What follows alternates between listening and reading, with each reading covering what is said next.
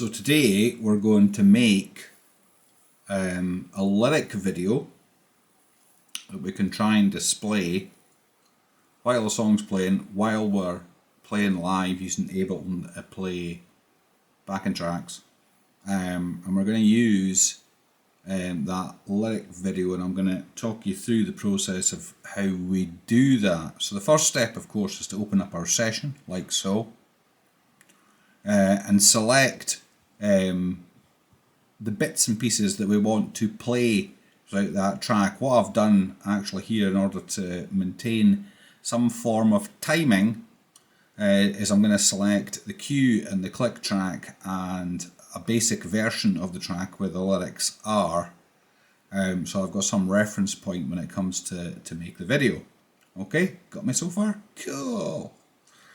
So you can see on screen the ones that I've selected are, there's a master tempo track, there's a synth track, there's a main vox track, and there's a click and a cue track. Now, in order to make this sync, what I've discovered is that if you take the area from here to here, so that's from the start of the marker that says the beginning of the track, in this case it's our track Another Century,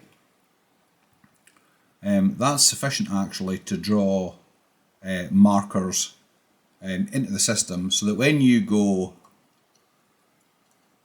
File, we export the audio and video, then we're exporting the audio and video in an MP3. It doesn't need to be particularly great quality, because we're going to take that to another machine and we're going to create a video with the lyrics in it. So I'm just going to export that quickly, and it says there that it's going to render from 161, the render length's 128, that takes us to the end of the track. So we just export this to, and let's call it Another C, into my folder on the desktop, which I've labelled as Files for Vocal Videos.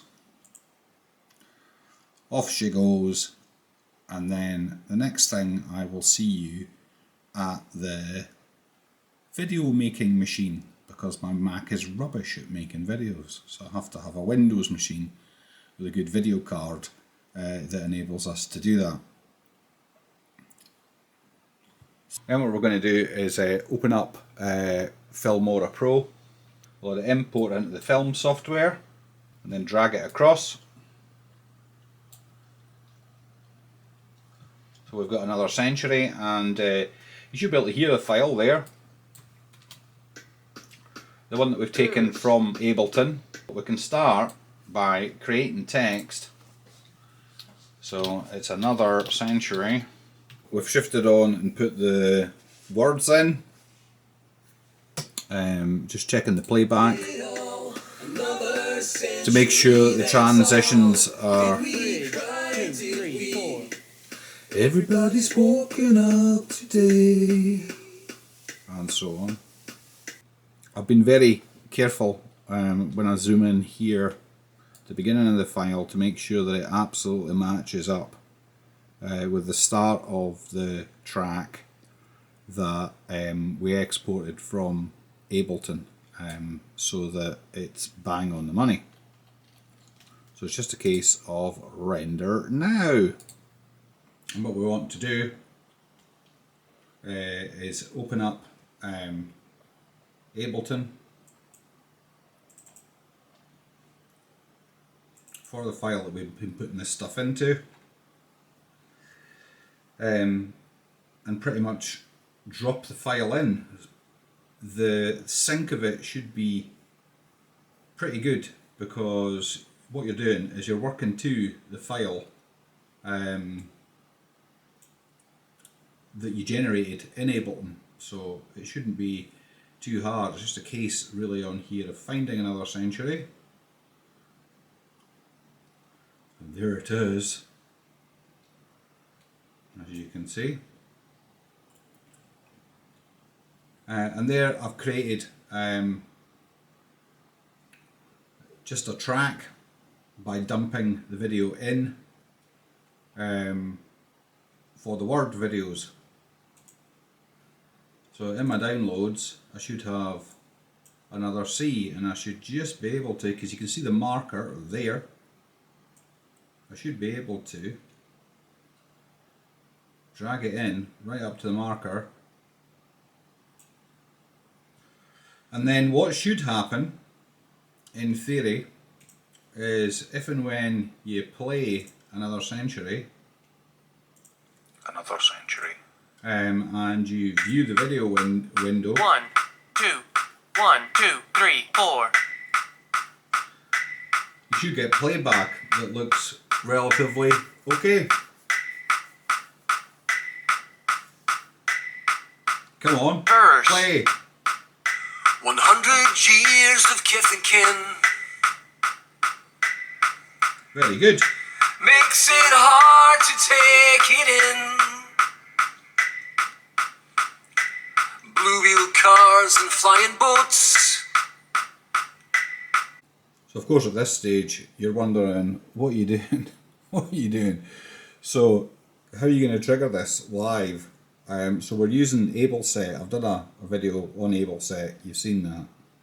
And it's simply a case of using an iPhone or the remote function on another device on the network in order to trigger the tracks. You can also do it natively from this MacBook, but I think if you were going to display the videos, you'd probably have to hook up an HDMI port to an external monitor or an old TV even. You could do that. So we might try that. But proof of concept here is there's Another Century playing, and 1, 2, the video should be 1, in sync. 2, 3, 4. And you can see me dancing about. Come on, it's always boring when you've got gaps like this. Verse. 100 years of kith and kin. Which is all very good, so we want to skip to the next track. So let's do Wet Water. 1, 2, 1, 2, 3, 4.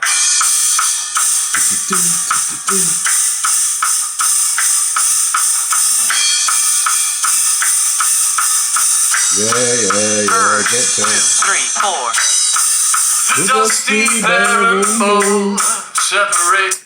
And then all this and more.